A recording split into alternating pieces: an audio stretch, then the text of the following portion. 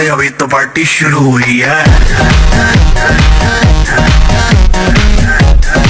Everyone, তোমরা সবাই কেমন আছো? আশা করছি ভালো, আর আমরাও অনেক বেশি ভালো আছি। তো আজকের ভিডিওটা কি হতে চলেছে তা তো তোমরা অনেকেই থাম্বনেল আর টাইটেল দেখে বুঝে গেছো। শীত যেহেতু পড়েই গেছে, এই শীতের সময় এরকম একটু টুকিটাকি আয়োজন না হলে তো চলেই না। আর আমার কিন্তু শীত এমনিতেই অনেক পছন্দ। তো আজকে আমরা রাতে সবাই প্ল্যান করলাম যে বারবিকিউ পার্টি হয়ে যাক, কেননা শীত সবেমাত্র শুরু, এখনো অনেক দিন বাকি আছে পিকনিক বা আরো বিভিন্ন আয়োজন করতে। এই প্ল্যানটা কিন্তু একান্তই আমার না, এইখানে ছিল দাদা ও দাদার 3 জন ফ্রেন্ডরা, আর এদের মাঝখানে ছিলাম আমি। তো আমি জাস্ট ওদের পেঁয়াজ রসুন এগুলো কেটে দিয়েছি, দেন ব্লেন্ডার করে তারপর সব কাজবাজ কিন্তু ওরা নিজেরাই করেছিল। হঠাৎ করে রাতে প্ল্যান করে ওরা যে আজকে বারবিকিউ করে খাবে, দেন সবকিছু আয়োজন শুরু করে দিল। আর আমি জাস্ট কিছু কিছু ভিডিও ক্লিপ নেওয়ার জন্য কিন্তু জাস্ট ওদের আশেপাশে ছিলাম, আর টুকিটাকি সবাই কাজ করেছি, কিন্তু যেহেতু রান্না বাড়া বা সবকিছু মাখানো ঝাঁকানো ওরাই ফ্রেন্ডরা মিলেই করেছিল। তো সব শেষে কিন্তু মাখা হয়ে গেছে, দেন শেষে সস দিয়ে মেখে তারপর রেখে দিয়েছিল প্রায়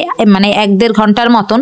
আর এইখানে কি কি মশলা লেগেছে সবগুলো আমি ভিডিও করিনি, তাই ঠিকঠাক মতন বলতেও পারছি না। পরে আমি চলে আসি এই দিকে যেখানে বারবিকিউ করবে, মেন প্রসেসিং চলছে। তারপর এসে দেখলাম যে 2 জন ওইদিকে মাংস নিয়ে মাখামাখি করছে, আর এইদিকে আবার আগুন জ্বালিয়ে দেন নিচে কয়লা করা প্রায় হয়েই গেছে। এখন এই আগুনটা নিভালেই এরপর কিন্তু হয়ে যাবে আমাদের বারবিকিউ। আবার এইখানে হাত দিয়ে দেখছিলাম যে আগুন কতটা কি উপরে উঠছে বা গরম লাগছে কিনা। তো দেখলাম যে ভালোই কিন্তু আগুন ধাউ ধাউ করছে, কেননা এত উপরে আমার হাত, সেইখানেই আগুন লাগছিল।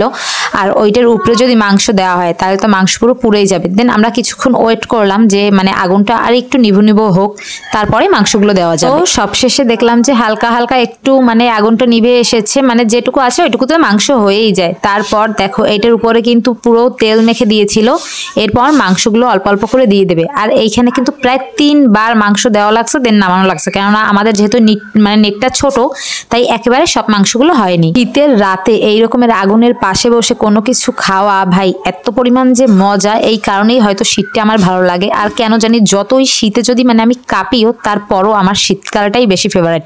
তো কারা কারা শীত পছন্দ করো তারা কিন্তু অবশ্যই কমেন্ট বক্সে জানিয়ে যাবে। ও কিছুক্ষণ পর এসে দেখি যে কত সুন্দর ঘ্রাণ বেরিয়ে গেছে, আর অনেক সুন্দর কিন্তু কালারটাও এসেছে।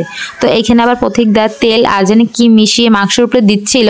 তারপর আমি বললাম সব কাজ কি শুধু তোরাই করবি, আমি কি কোনো কাজ করব না? দেন ও বললো এই মাংসের উপরে কি জানি একটা মশলা রেখেছিল যে সেটা ছিটিয়ে দিতে হবে, বাট মশলাটার নাম আমি জানি না তাই বলতে পারলাম না। তাই আমি বললাম যে তাহলে মশলাটা দে, আমি এটার উপরে সেটা ছিটিয়ে দেই। তাই কাজ করবে আর আমি যদি বসে থাকি এটাকে একটুও মানায়, তাই আমি মশলাটা নিয়ে মশলা ছিটিয়ে দিচ্ছিলাম, এটুকু মনকে বুঝ দিলাম যে আমিও কিন্তু কাজ করেছি। এইদিকে আবার আরেকটা প্ল্যান চেঞ্জ হয়ে গেছে যে শুধু কি বারবিকিউ খাবে, যে কারণে দাদা আর দাদার একটা বন্ধু মিলে আবার দোকানে চলে গেছিল যে ভুনা খিচুড়ির প্যাকেট কিনে আনতে, যে বারবিকিউর সাথে আমরা ভুনা খিচুড়ি খাবো।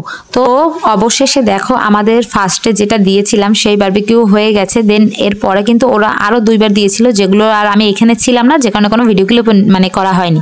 আমি ঘরে গিয়ে আবার শশা বা ওরা যে খিচুড়ি এনেছে সেইগুলো সব গুছাচ্ছিলাম, যেহেতু খাওয়া হবে। তো সব শেষে দেখলাম যে না, সবকিছুই কমপ্লিট। তো সুন্দর করে দেখো আমি সবকিছু সাজিয়ে গুছিয়ে রেখেছি, আর দেখলাম যে ওরা প্যাকেট থেকে খিচুড়ি বার করছিল। তো এইখানে ভাই 1 প্যাকেট খিচুড়ি কোনো দিনও আমার পক্ষে খাওয়া পসিবল না। তো সবার জন্যই 1 প্যাকেট করে এনেছিল দাদা। আর এইখানে দেখো আমি কত সুন্দর শসা পেঁয়াজ এগুলোও কেটে রেখেছি।